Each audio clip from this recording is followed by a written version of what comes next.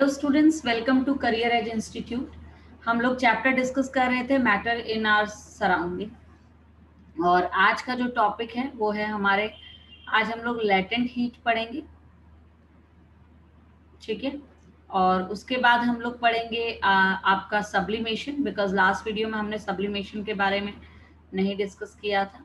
हम इवेपोरेशन पढ़ेंगे, evaporation fact and factors affecting evaporation and factors affecting evaporation, right. उसके बाद फोर्थ हम लोग करेंगे आपका डिफ्यूजन। तो आज की जो वीडियो है उसके टॉपिक्स ये चारों हैं: latent heat, sublimation, evaporation and factors affecting it and diffusion. So without wasting much time, let's come to the topic. सबसे पहले लेटेंट हीट क्या होती है?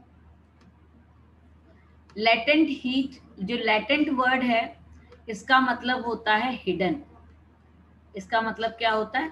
हिडन। तो पहली चीज, इसका टेम्परेचर से कोई रिलेशन नहीं है directly, it is the hidden heat. ये हीट मस्ट है सप्लाई करना फॉर एनी स्टेट कन्वर्जन, किसी भी कन्वर्जन के लिए, चाहे हम सॉलिड टू लिक्विड बोल रहे हैं, चाहे हम लिक्विड टू गैस बोल रहे हैं, ठीक है, चाहे हम सॉलिड टू गैस बोल रहे हैं, कुछ भी कन्वर्जन अगर हमें करना है तो ये लेटेंट हीट देना जरूरी होता है।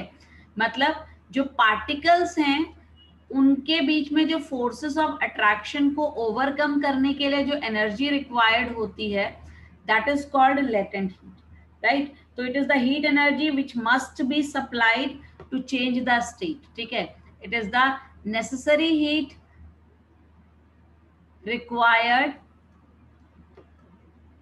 To change the state of the matter, change the state of the matter, right। तो ये आपका लेटेंट हीट है, ठीक है। तो ये आपका लेटेंट हीट है जो कि कंपलसरी है ताकि पार्टिकल्स के बीच में जो फोर्सेस हैं वो ब्रेक हो सके। जब तक पार्टिकल्स के बीच के जो फोर्सेस हैं, ये फोर्सेस जो इनमें इनको जोड़े हुए हैं, जब तक ये ब्रेक नहीं होंगे तब तक आपका स्टेट चेंज देखने को आपको नहीं मिलेगा। Okay, latent heat is of two types. एक होती है वेपराइजेशन की, लेटेंट हीट ऑफ वेपराइजेशन, जिसमें हम लिक्विड टू गैस की बात करेंगे, और दूसरी होती है फ्यूजन की।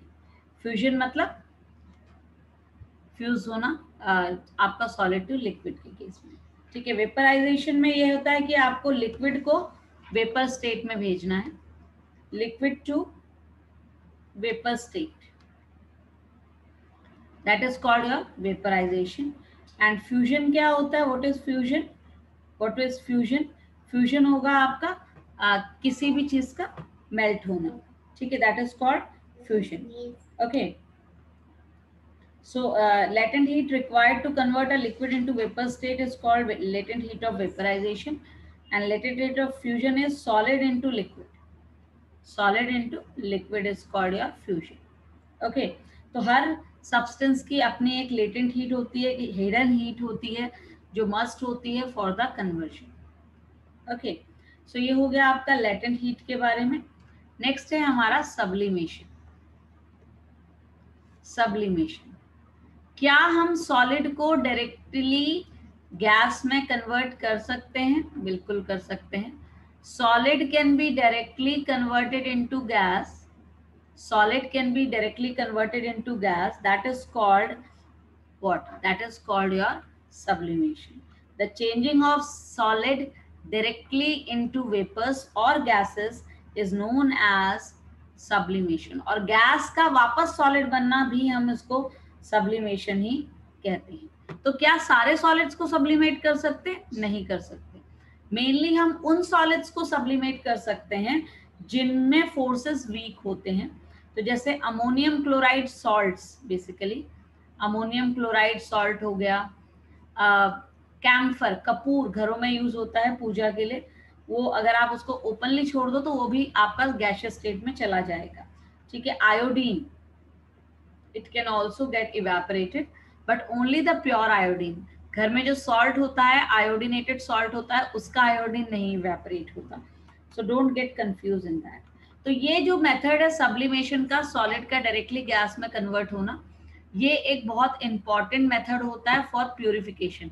जब भी हमें सेपरेशन करना होता है तो सब्लिमेशन एक इंपॉर्टेंट रोल यहाँ पे हमारा प्ले करता है। ओके, सो सब्लिमेशन के बारे में बहुत ज़्यादा नहीं है, इतना ही हमारे बारे हमको। और इसको हम सब्लिमेट भी कहते हैं, जो सब्लिमेट बनता है इवेपोरेट होके, we call it as sublimate, right. Next हमारा है evaporation, very important topic evaporation, ठीक है। आपका लिक्विड का conversion into gas, the process of changing a liquid into vapours, ठीक है, गैस मतलब वेपर्स ही होते हैं, below its boiling point, below its boiling point is called evaporation, ठीक है। इवेपोरेट, लिक्विड का गैस में कन्वर्ट होना इज कॉल्ड इवेपोरेशन। जैसे आप पानी को इवेपोरेट करते हो, है ना, मान लो कहीं पे कुछ आप बना रहे हो, उसमें पानी बहुत ज्यादा हो गया, आप क्या करते हो, उसको हाई टेम्परेचर पे हीट कर देते हो, तो जो उसमें वाटर होता है वो इवेपोरेट हो जाता है, जिसकी वजह से सोल्यूशन आपका कॉन्सेंट्रेटेड बन जाएगा, दैट इज कॉल्ड इवेपोरेशन, ठीक है। So what are the factors that affect evaporation? Factors affecting evaporation, right? What are the factors that affect evaporation?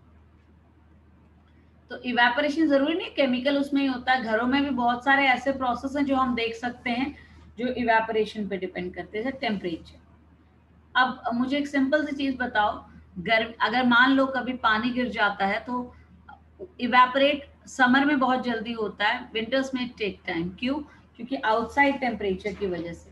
अगर टेम्परेचर ज्यादा होगा तो रेट ऑफ इवेपोरेशन भी ज्यादा होता है, रेट ऑफ इवेपोरेशन भी क्या होता है, हमेशा इंक्रीजेस। टेम्परेचर अगर इंक्रीज होता है तो rate of evaporation also increases. गर्मियों में कपड़े जल्दी सूखते हैं, सर्दियों में इट टेक्स टाइम, है ना। सरफेस एरिया, जब भी कहीं पानी गिर जाता है तो what we do, we spread that water, मतलब हम उसको मॉप अप कर देते हैं, पोछा लगा के क्लीन कर देते हैं, क्यों? क्योंकि पानी को जितना ज्यादा आप स्प्रेड करोगे उतना ज्यादा सरफेस एरिया मिलेगा और उतनी फास्ट इवेपोरेशन होगा। तो सरफेस एरिया अगर इंक्रीज होता है तो रेट ऑफ इवेपोरेशन भी इंक्रीज होगा, ठीक है। जितना ज्यादा सरफेस एरिया उतना ज्यादा rate of evaporation. Okay, humidity, humidity अगर ह्यूमिड रहता है वेदर तो इवेपोरेशन स्लो हो जाता है। ह्यूमिडिटी का मतलब होता है हवा में नमी, मॉइस्चर इन द एयर, ठीक है। तो ह्यूमिडिटी, अगर ह्यूमिडिटी इंक्रीज होगी तो रेट ऑफ इवेपोरेशन डिक्रीज हो जाता है, इवेपोरेशन डिक्रीजेस, क्योंकि अगर ह्यूमिड रहेगा तो फास्ट इवेपोरेट नहीं हो पाएगा।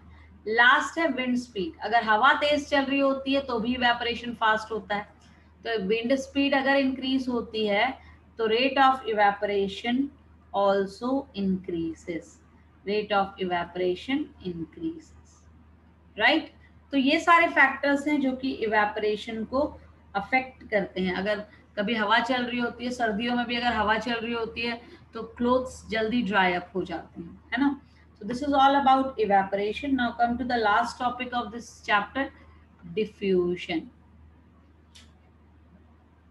ठीक है, डिफ्यूजन का मतलब होता है फैलना, स्प्रेड अप होना। जैसे अगर मान लो आप कहीं जा रहे हो, रास्ते में कोई एक बंदा है, उसने बहुत स्ट्रॉन्ग परफ्यूम लगा रखा है, तो you can easily feel it, है ना, परफ्यूम या डिओ कुछ भी लगा रखा है तो आप बोलते हो कि कितना ज्यादा स्ट्रॉन्ग है। तो डिफ्यूजन का मतलब होता है मिक्सिंग, स्प्रेडिंग, स्प्रेडिंग या फिर मिक्सिंग, स्प्रेडिंग और mixing, mixing with other substance, with other substance, ठीक है। जैसे अब देखो आप अगर घर में किसी कोने में अगरबत्ती लगा देते हैं तो पूरे रूम में वो जो उसकी जो फ्रेग्रेंस होती है वो एयर के साथ मिक्स होकर पूरे रूम में पता चल जाती है, दैट इज कॉल्ड डिफ्यूजन, ठीक है। तो डिफ्यूजन का मतलब होता है movement of particles, spreading of particles, mixing of particles, ठीक है। तो अगर स्प्रेडिंग हमेशा या डिफ्यूजन जो होता है, it increases with increase in temperature, diffusion always increases, diffusion increases with increase in temperature, right? क्योंकि जितना ज्यादा टेम्परेचर होगा पार्टिकल्स उतनी ज्यादा एनर्जी गेन करेंगे और उतने स्पीडली क्या हो पाएंगे, मूव कर पाएंगे। तो ये जो डिफ्यूजन की टेंडेंसी होती है ये सबसे ज्यादा गैसेस में होती है। तो रेट ऑफ डिफ्यूजन की अगर मैं बात करूं तो डिफ्यूजन आपको सबसे फास्ट गैसेस में देखने को मिलेगा, उसके बाद लिक्विड्स में देखने को मिलेगा, और सॉलिड्स में तो ये नेग्लिजिबल होता है, it is like negligible. Gas का एग्जांपल तो मैंने आपको दे ही दिया, जैसे अगर मान लो आप जैसे कहीं कॉर्नर में आपने अगरबत्ती जलाई तो आपका पूरे रूम में स्प्रेड अप हो जाता है। लिक्विड का एग्जांपल जैसे अगर आप एक ग्लास पानी लो, उसमें 2 ड्रॉप्स ऑफ इंक डाल दो तो इंक तुरंत पूरे ग्लास में मिक्सअप होकर कलर दिखाने लग जाता है, that is called diffusion in liquids. और सॉलिड्स में तो ये बहुत रेयर होता है। इसका एक सिंपल सा एग्जांपल चॉक बोर्ड आपने देखा होगा, अगर हम चॉक बोर्ड के ऊपर लिख रहे होते हैं ना और उसको रब नहीं करते काफी दिन तक तो फिर उसको इरेज करना बहुत मुश्किल हो जाता है, बिकॉज पार्टिकल्स वहां पे डिफ्यूज हो जाते हैं। So that is the diffusion, but diffusion in solids is very rare. Gases में डिफ्यूजन सबसे ज्यादा हमको देखने को मिलता है, right? So this is all about this chapter. We are left only with the questions part, जो हम next video में discuss करेंगे इसके, ठीक है? With this the chapter is over. Till then, goodbye. Have a nice day.